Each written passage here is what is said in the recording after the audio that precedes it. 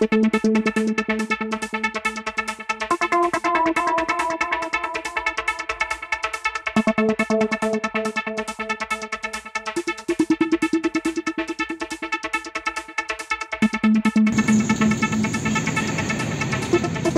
ST आरक्षण अंमलबजावणी झालीच पाहिजे। धनगर एसटी आरक्षण अंमलबजावणी झालीच पाहिजे।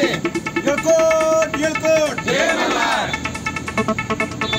आरक्षण आमच्या हक्काचं नाही कुणाच्या बापाचं। कोण म्हणतंय? नमस्कार, मी चंद्रकांत वाघमोडे। धनगर एसटी आरक्षण अंमलबजावणीसाठी बारामती प्रशासकीय भवनासमोर आमरण उपोषणास बसलो आहे।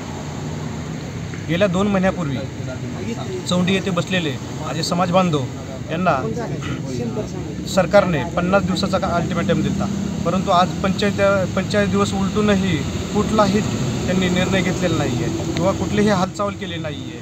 परंतु धनगर समाजाची तुम्ही आजपर्यंत